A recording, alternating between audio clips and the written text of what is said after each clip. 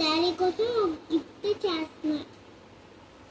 ముందు మా daddy name నా నేమ్ రాసా, తర్వాత వచ్చి మన డాడీ కట్ చేశాను. ఇప్పుడు ఇప్పుడు గమ్మన్నా నేను గ్రీన్ కలర్ పేపర్ తీసుకున్నాను. ఏ కలర్ పేపర్ అయినా పర్లా, ఏ కలర్ పేపర్ అయినా తీసుకొని నేను మాత్రం గ్రీన్ తీసుకున్నా. తీసుకొని ఇలా పెట్టుకోవాలి. ముందు ఇది గమ్ము దాని షేప్ లో చేయాలి. షేప్ నేను చేస్తున్నా చూడండి, చూపించు. నేను చేస్తున్నా చూడండి, ఇలా రావాలి. చాలా ఎక్కువ పోయి మాకు. ఇప్పుడు మా ఇంట్లో గమ్ములు అయిపోతున్నాయి, నేను కొంచెం కొంచెం చేస్తున్నా. అందుకే పద్దాకలు చేయట్లే ఇవి. ఇప్పుడు నాకు ఆలోచన వచ్చింది. మా అన్నయ్య నేను ఇప్పుడు పాత కార్డుల మీద బొమ్మలు గీసుకుంటున్నాం. అయితే ఇవి వచ్చినాయి, గుర్తొచ్చినాయి. గుర్తొస్తే తీసుకున్నా. నేను ఒకటి చేసుకుంటున్నా, మా అన్న ఒకటి చేసుకుంటున్నా.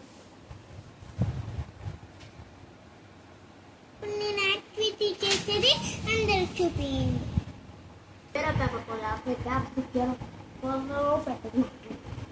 ఇదిగోండి ఫ్రెండ్స్, అది అయిపోయింది. ఇక్కడ గమ్మేస్తాం. గమ్మేస్తాం అయిపోయింది. ఇప్పుడు ఈ కలర్ ఉంది కదా, ఇప్పుడు తీసుకున్నాం కదా. ఇప్పుడు నీట్గా షేప్ చేయడానికి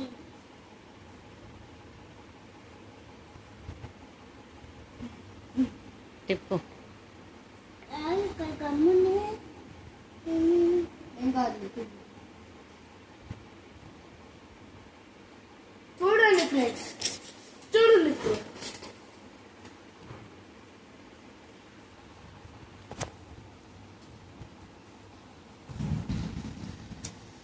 ఇదిగోండి ఫ్రెండ్స్, మై డాడీ పేర్లు చూపి.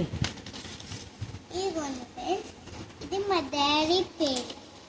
మళ్ళీ మడతపడింది.